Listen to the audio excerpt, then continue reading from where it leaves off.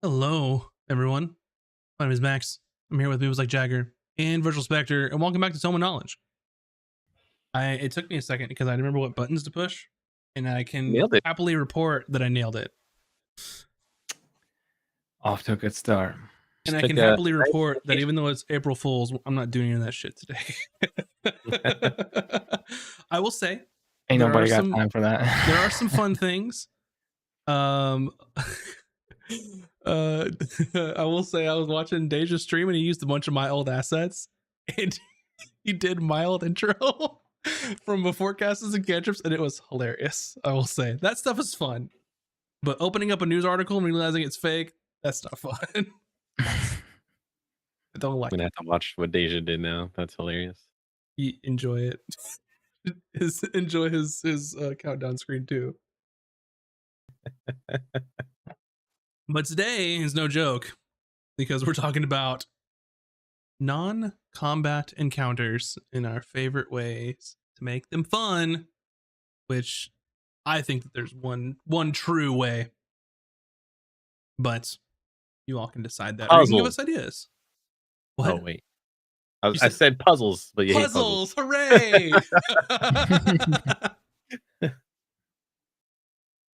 Super granular puzzles that are very intricate, and you want your party to overthink everything, and then you spend 3 hours hating life. Those are the We're not best. talking about puzzles today, but I will say if you want puzzles for D&D, no shit, pick up some elementary school kid puzzles and then frame them for D&D. And it's not a slight against your players. I promise. It's not a slight against your players.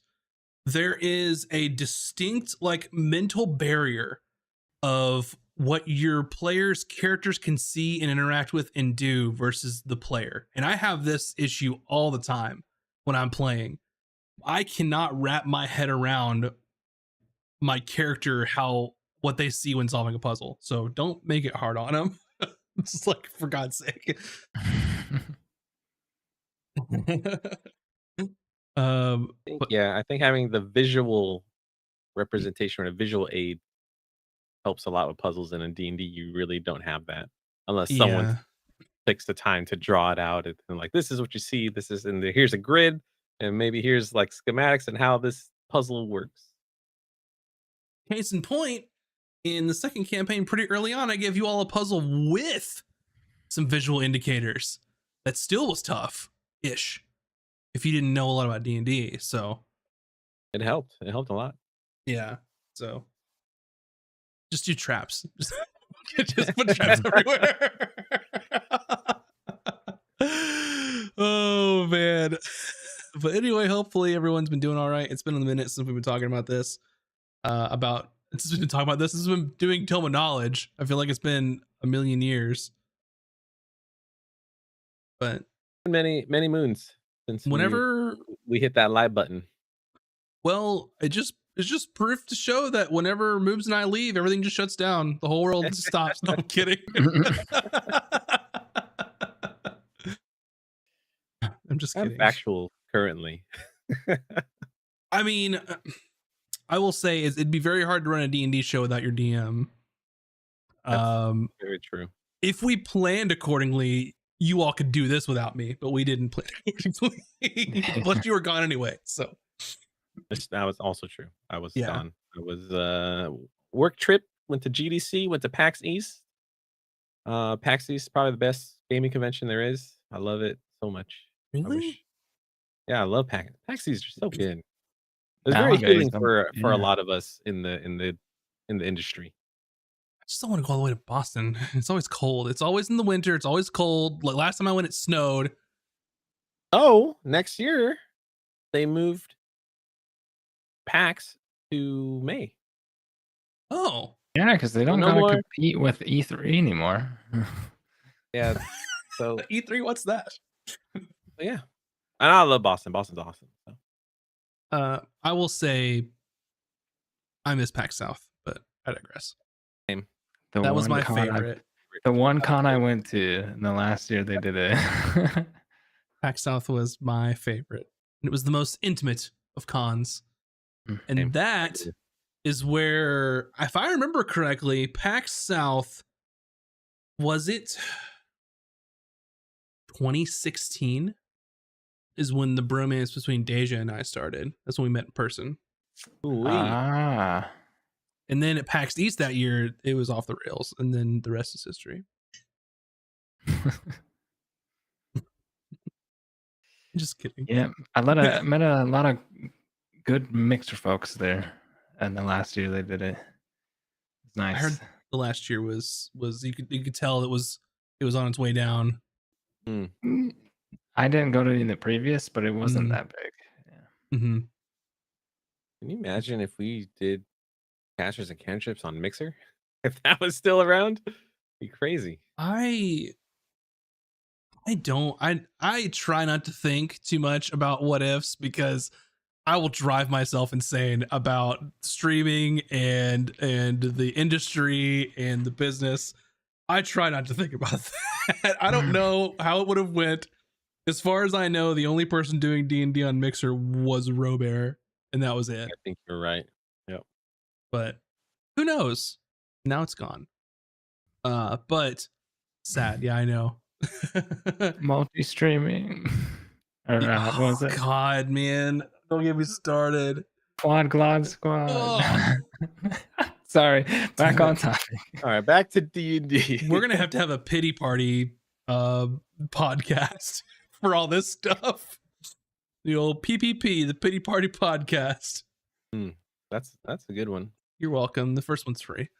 But on topic for D&D related stuff, for non-combat encounters, what I'm talking about is a secret that no one in 5th edition knows about at all. It's not printed anywhere. It's only whispered in the back rooms of dungeon masters while they're scheming. Darkest chambers. Tell anybody. Yeah. First rule about skill challenges is you don't talk about skill challenges. Well, shit. I guess this podcast is over since we can't talk about it. No, we just have to make sure nobody leaves. Call it something else. Not like skill challenges. Not non-combat encounters. AKA skill challenges. Yeah, but what we're talking about today is skill challenges. And if you don't know what skill challenges are, that's okay, because like I mentioned, they're literally not in 5th edition. And I mean, you can, Zeus, but let me cook, brother. Let me cook. We'll talk about non-combat encounters. There's already rules for combat, but you can do them anywhere. You can drop preheating the oven right now. It's okay. You can drop skill challenges wherever you want. They're a tool in the tool belt. I would advise not to use them all the time because your players might get tired of them. But the idea is from the tabooed 4th edition of Dungeons and Dragons, which if you go look back at those books, there's a whole lot of great ideas that solve a lot of problems that people are having right now. But I digress. But skill challenges, I'm so surprised that they didn't carry those forward. But essentially, skill challenges are a way to sort of engage the players in encounters aside from just like, give me a roll, okay, it's done. Let me use an example. One thing that I love to use skill challenges for are like chase scenes. Now, there are chase rules in 5th edition Dungeons and Dragons. I just don't like them at all. I don't like the chase rules in 5th edition Dungeons and Dragons. So I'd rather use a skill challenge. You could use a skill challenge as like trying to persuade someone of something, like a group sort of persuasion. Like let's say that you were talking to a monarch or something and we're trying to persuade them of something. That feels a little heavier than just, okay, someone make a persuasion roll and roll one die and like, okay, whatever you roll is it. It can add weight to an actual encounter instead of making a roll. That's where I like to use them. Now we can get into rules and stuff. If you're looking for the rules for skill challenges, the Dungeon Master's Guide and Dungeon Master's Guide 2 from 4th edition has the rules in there. Some of it you'll have to translate because some of the DCs are not 1-for-1 in 5th edition because DCs got crazy high, I think, in 4th edition from what I remember. But the simple part of it is you choose how complex you want the encounter to be, and then you decide how many successes they need and how many failures they get. So if I was going to do maybe like an easy encounter, I might say, okay, VS, give me a scenario where you would use a skill challenge, and we're going to build this out. Putting you on the spot, so I'm not talking the whole time. Your party just completed a heist, but unfortunately, you were seen leaving, and now you have to escape from a handful of pursuers. Interesting. The reverse chase, the fleeing. So in this encounter, you've done a heist, you got caught, and you're trying to run away. Skill challenge is a great use for this. Let's say that you wanted this to be an easy skill challenge. I might say, okay, 4 successes, 3 failures, which means whichever happens first decides if you succeed or you fail. So if the party fails 3 times, that's it. You get caught. If you succeed 4 times, okay, cool, you win. Typically, these are all going to be mapped to like abilities that the character has, like skills, like your stealth or your athletics or your persuasion, stuff like that. If I remember correctly, and you know, this is all 4th edition stuff, so bear in mind, and you know, I'm paraphrasing here, but typically you would have a set of skills that players could use in a certain scenario. The way that I like to run it, it's a little more loosey-goosey and open, but I'll have an idea of like maybe 4 skills in my head, or 4 or 5 that I've written down that have DCs associated with them. But I basically open it up to the players, and I will basically just say, what skill do you think would be valuable in this scenario? Right. And then if they make a convincing argument how it could be used in that scenario, then I'll let them roll for it. So like moves, you know, make up a character on the spot and figure out what skill you'd want to use if you're escaping a heist. And we can kind of give it a little example as we're going. A skill for escaping a heist. So I wouldn't argue, but Argue is a little harsh. I would propose that I can use my athletics to knock over a bunch of crates to slow the pursuers down. Yeah, for sure. And that's a really like straightforward example that I probably would have written down with some DCs. Now, when you open it up to players and get loosey-goosey, you're gonna have to come up with some DCs on the fly. But you can kind of guess, and there are rules in the 5th edition Dungeon Master's Guide that will talk about is a DC easy, medium, or hard, basically. You can use those as a guide. But let's say this is like a busy, you know, alleyway, middle of the night. It's a market and there's just basically stuff all over the place. I might say a DC of 10 for athletics would be good enough because there's crates and stuff everywhere. You could easily throw something in front of the way. So basically what I would do is I would go to Moves' character, have him roll athletics, and if he rolled a 10 or better, it's a success. And I'd count that in the tally mark for success.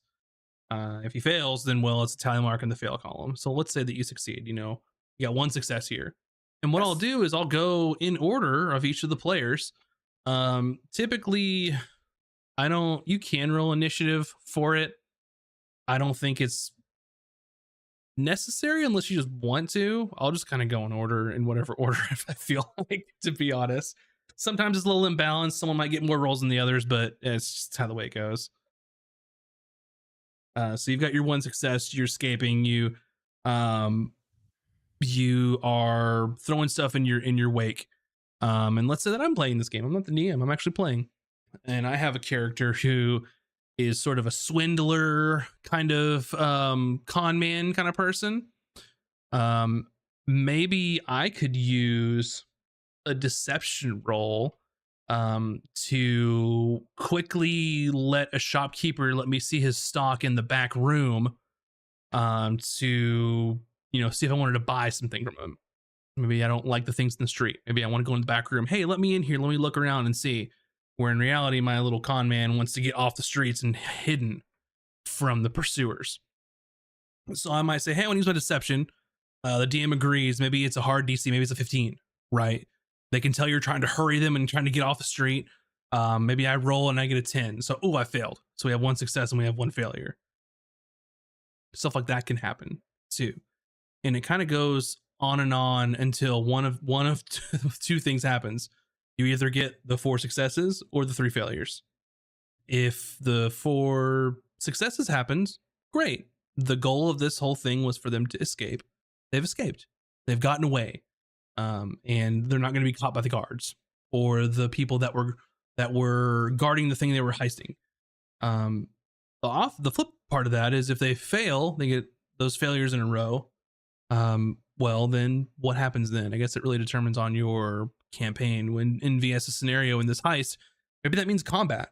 Maybe they're fighting in the middle of the street now. Maybe they get caught. Maybe one of the people get caught. Who knows? That's really up to the DM and how you want to handle that. So that's an excellent example of how you could use something in like a skill challenge framework. There's another thing that you do. I think you did for campaign 1, but campaign 2, you would consider a use of a spell, an auto success. Yes. I'm glad you brought that up because I wrote it down and skipped over it in my notes. So thank you. That's something that's a little, I don't know, it's a homebrewy thing that I like to do too, where if a player is willing to give up resources, whether that is like a spell slot or like a skill that they can only use once per short rest or once per long rest, I'll usually count that as a success because they're burning some of their resources to accomplish this. I think that's a pretty much easy win as long as they can describe in a way how that skill helps them in that scenario. Maybe if I was a fighter, I'm like, I'd like to use a use of my second wind. Maybe I'm running down the street and then I hit that second wind and I'm ready to go and I'm just flying down the alleyways and I've got this extra burst of speed. As a DM, that sounds reasonable. You're using a finite resource that you have to rest to get back. I'd be like, sure, that makes sense. You're running from people, you get your second wind, you got your stride, and you're just, you hit the turbo button, you hit sprint on your controller, and you're going down the alleyway. Or like a caster or something on their turn, maybe they want to use a spider climb spell to climb up on top of a building and get away. Yeah, that should be if they describe it well, that should be a success. Yeah, that's a great example because like what you're saying as a caster, they may not have a very good athletics to climb up the wall, but in your example, spider climb negates that, so that'd be perfect. You said he likes to use hit dice as a resource. I wonder how you would use that in a skill challenge. I think that hit dice, it depends on how your campaign runs. I will say that as a caveat. I don't know if it would work in our campaign just because the amount of encounters that we have, we tend to have a lower number of bigger encounters as opposed to what the DMG suggests, like 6 encounters per day, which I know very little games that actually do that, to be quite honest. If that were the case, hit die would be great to use as a resource. Or if you're lower level, you have less amount of hit dice to use. But I think like y'all are what, level 7, 8? I don't remember. How long has it been? Tell me what level you are. I don't remember. 84 years. You're like, we're level 20, Max. What are you talking about? We leveled up and everything. We're level 9 now. That's a great question. I think level 7. Level 7. Yeah, level 7. But like as level 7, you've got like 7 hit die. You're gonna regain half of them during a long rest anyway. Most of the time you don't short rest for HP. It does happen occasionally, but it just really depends on your campaign. I think it's a great idea, especially like you were saying, if you're using like the longer rest mechanics where like a short rest is a day and a long rest is like a week. That could definitely be something that you could use for sure. But I don't know if I would use it.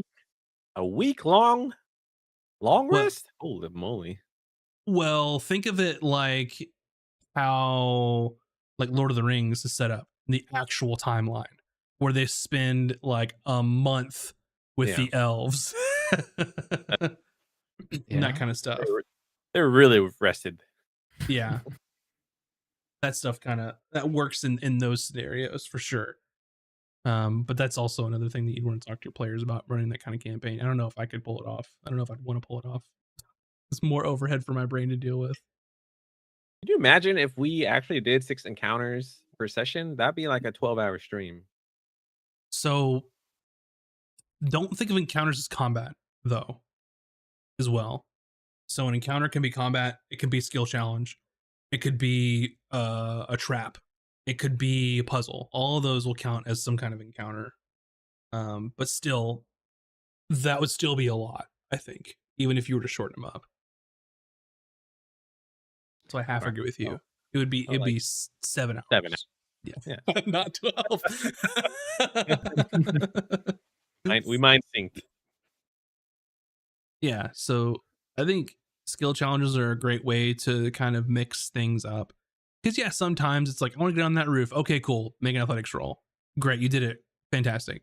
That doesn't warrant a skill challenge, right? But things like a chase or like a negotiation, if you all were going to negotiate with somebody, that seems like you would want more than just a persuasion roll, right?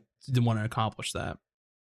So that can be another great example of doing that, where everyone can contribute to the conversation. I remember one game that I played in where we were trying to convince a fire giant king to do something, and that turned into a skill challenge as well, where people could persuade and do all that kind of stuff. Some of the rules that I use, and I don't even know if these are officially in the skill challenge rules or not. I may need to look into it again, but one thing that I typically do is, if a player can use a skill, but they can only use it one time throughout the skill challenge. So, in your example, Moobs, your character used an athletics roll. They get one. They can't use it again in the rest of the skill challenge. But what I'll do is, maybe VS's character is super athletic too, the big strong man or whatever, and he wants to use an athletics roll. That's fine. Both of you can do it, but it's just one per character. I might need to look at the rules of like how the skill challenges work. But that's correct, because my group also did that, so I'm pretty sure that's in the rules. Unless our group just played similarly. Yeah, it doesn't seem fair if you have a group of old strong boys and strong ladies and strong boys, and only one person uses athletics. That doesn't really seem fair. Yeah. So you got a group of, they can use one skill once, and after that they have to be more creative and think of something else. Yeah, you got a group of bodybuilders and only one person can do athletics. Doesn't make sense.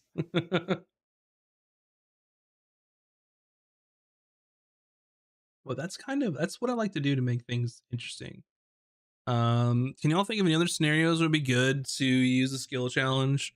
I'm trying to dig deep into my mind of what we've done so far, but I've had a bit of a week or two, so it's all gone in my brain. Well, in Ron's dreamy one shot that we ran after campaign 1, I did a skill challenge when I ran the one shot. We did a skill challenge of trying to fish Ron out of the. I wanted to have a fishing challenge, because I see I could get fishing into a game. I will do it. And so the skill challenge for the one shot was Ron was fishing and got pulled into the pond, and then the team had to use skills or abilities to get Ron out. And I think it was perception, athletics, acrobatics, and I think someone used persuasion, and I was like, sure, why not? Because it's the one shot. So persuading a fish reminds me of Sesame Street with Bert and Ernie, where it's like, here, fishy, fishy, fishy, and they like jump in the boat. Yeah. So it was kind of like on that. I was like, it's a one shot. Let's do it, because we're just here to have fun, So it worked out. I need to get VS to run a game now. VS running one. So everyone succeeded. So that circumvented a boss fight that the party might have encountered if they failed.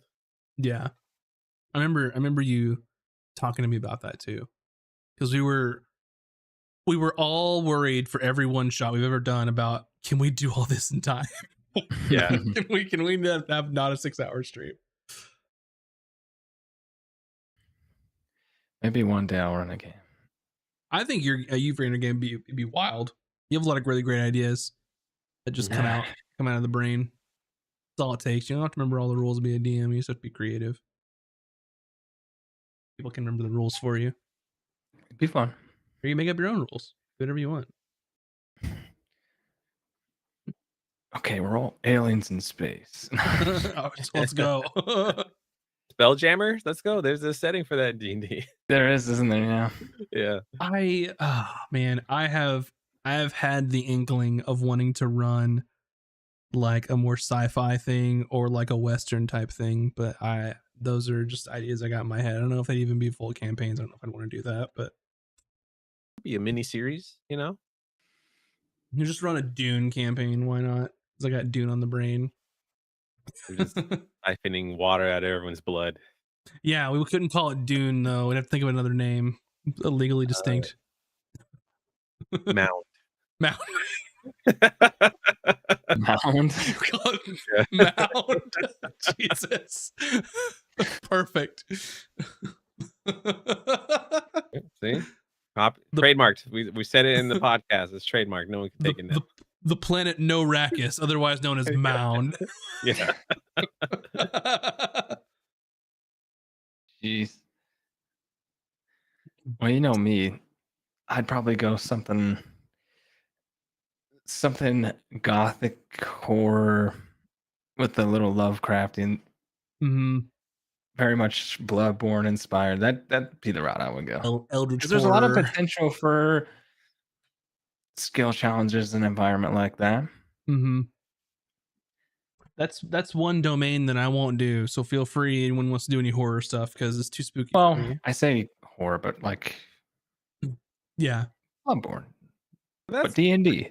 I think it's interesting because you can use that regardless of setting or system. Skill challenges can be used in any way you can convert it. Like me and my friends, instead of D&D, because we have such a large group, we switched over to Index RPG, which is more rules light and narrative driven, and we use skill challenges in that all the time instead of just having combat. So it's like, I think you can use that. Yeah, you could probably use that in what is it called? Call of Cthulhu. You have a slew of skills and options. You can easily incorporate skill challenges in Call of Cthulhu. Yeah. Deadlands for that Western vibe. Yeah, easy. Shadowrun. Yeah, and I feel like most tabletop RPGs are going to have a set of skills that your character is good or not good at. So you could, for sure, like you were saying, is just adapt them for that. Wow, he finally shows up after 2.5 years. That's great. Classy finally shows up because he ran out of episodes of Dungeons and Daddies. Well, I guess he can guest. He can guest on the show now. I'm just giving you shit. Oh man. But yeah, I love skill challenges. I'm always afraid to use them so often, but they're so damn versatile, I think. So we touched on skill challenges. We've mentioned puzzles, which I know you don't like very much, Max, because they're fuck them puzzles. They can go too far sometimes. What? I guess as far as non-combat encounters go, what else aside from skill challenges would be a go-to for you? Just traps? Non-combat encounters. Yeah, non-combat. Non-combat. I guess like interacting with NPCs, role playing is technically an encounter. Like come across an informant. That's another one that could be back on the skill challenge, like performance.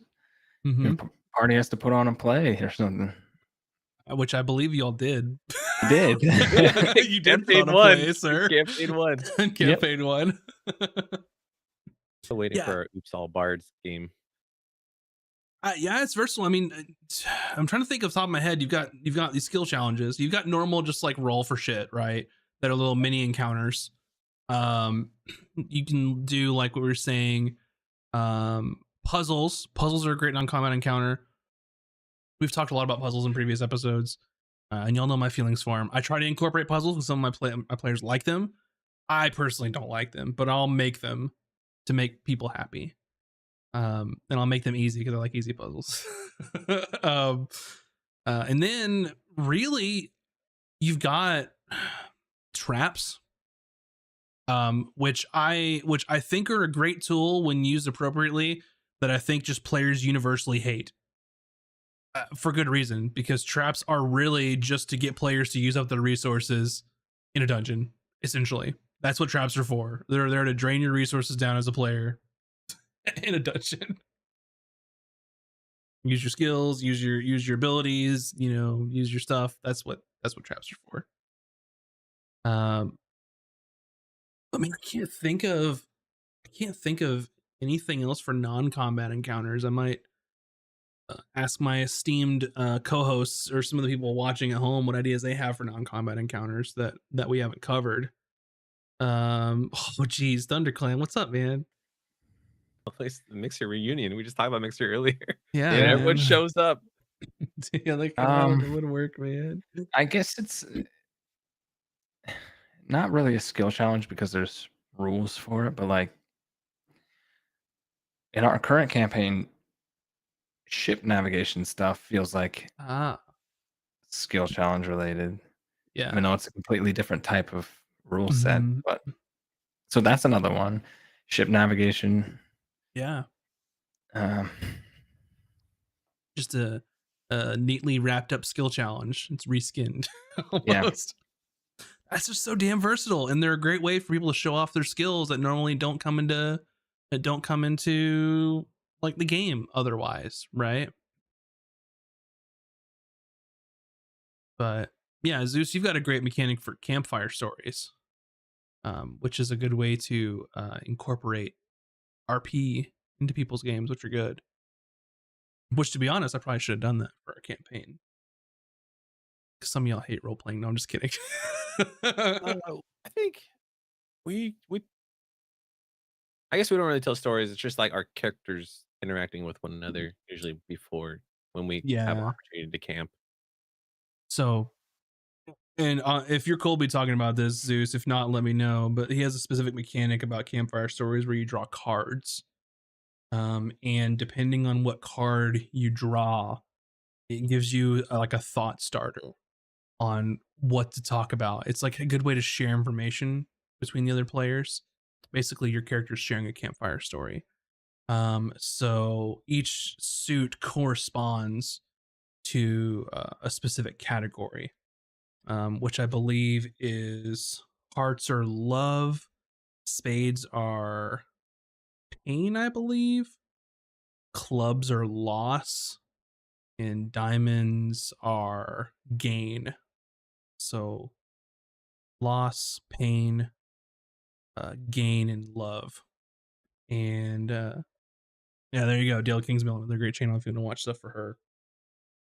She has lots of good D&D stuff. So basically what you do is everyone draws a card at the beginning of the session. And the higher the suit it is, the more impact it has. So let's say the S's character, you draw Queen of Hearts. That's a very impactful like love that your character might have. And it doesn't necessarily mean like romantic love. It could be like familial love. It could be like friendship. Typically if you have a queen, you would want to do like a prominent like woman in their character's life, or if you drew like a king, be like a prominent man in the person's life. Either way, you draw at the beginning of the session. That way you have all session to think about. When we rest, I'm going to tell this campfire story for this Queen of Hearts, and let's say that my character had like an 8 of spades, right? It's not necessarily as high impact as like a suit, but I would talk about maybe something that my character had pained them in their life and their adventures, something like that. It's a cool little mechanic. I got it backwards in you. Spade is loss, club is pain, love is hearts, gains diamond. I got the two black suits reversed, I think. And is there, I guess, what is there like a mechanical benefit to this? Like or just for RP? It's just really a way for characters to share backstory. It gives players an excuse to share backstory information and things about their character. It's like I didn't think of a good analogy of it, of how to do this, but it's like a set point that this is a time I'm going to share something about my character to give them insight instead of having to set up a whole role playing scene because of it. It's already set up for you. There's already mechanics around it, and this is what you do. It's really what it is for. Could there be a mechanical benefit of it? I guess if you wanted to, but it's really just a way for your character to share information. I mean, there's a technical benefit for you as a person learning how to like storytell or improv, Oh yeah, which is mostly all of tabletop RPG role playing. Yeah. And then I think as a show, like people want to know more about people's characters and their backstories and their histories because they kind of just see the character up front for what the story is being, shown at the time. number one request that I've gotten from anyone who's talking about the show is more backstory, more RP, please. I will say that. And that's a great point, is that I will say in this campaign that we're doing, y'all got so many fucking secrets that maybe we should have instituted that, because they're gonna have to start dragging shit out of the characters for things to actually come to light, because some of y'all holding on to shit that's just, I don't know when it's ever gonna come up or ever, like, unless I forcefully poke it and say, nope, this is happening. So who knows? I mean, it could happen anytime for Taj and Azric. A certain captain comes back into the scene. Mm-hmm. Yep. That is true. So anyway, that's a great example for an encounter, that a mechanic to get people to talk about their character backstory. Because typically I would find that people, they won't necessarily talk about their backstory unless they're specifically asked about it, which people don't know what to ask because they don't know anything. Yeah. Or you need these like checkpoints to make sure they happen. Or you have to be an assertive character and bring it out on your own. But yeah, those are some another good non-combat encounter. I can't think of anything else off the top of my head. I just use skill challenges probably too much, which is fine. They're a great tool. Yeah, that's awesome. They're one of my favorites, you could say. It's because I think it's so damn good. Yeah, I'm having a hard time thinking of other stuff. Well, does downtime activities count? As an encounter, I guess they could. With the new Xanathar's rules, there's plenty of downtime activities that might lead to encounters as well. That could lead into like allies or like rivals and stuff like that. So that maybe it might count.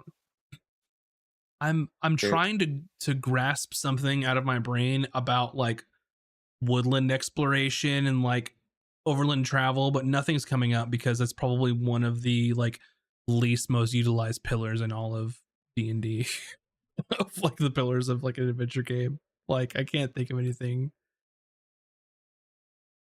Gambling is a cool, fun one. Kind of interactive, and you can roll dice or however. I think Three Dragons Ante has like in-game rules, even if there's like an actual physical card game for Three Dragons Ante. Mm-hmm. Probably what I should have done for campaign 1, but I mean, technically, like when Hayden did carousing as a downtime activity, he had like a whole NPC like friend he made.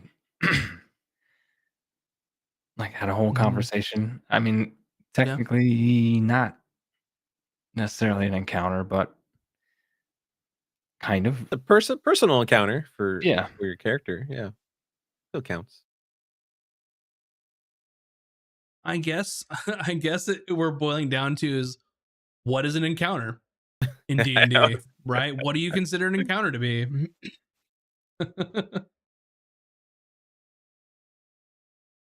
So who knows? I think anything can be an encounter. Anything that comes up or unexpected or anything like that can be an encounter. But who knows? Yeah. Guess we'll wrap it up on this one a little early. Yeah, I mean, skill challenges are great. Go look at the rules. They're online unless you just happen to have 4th edition DM's Guide 1 and 2 handy.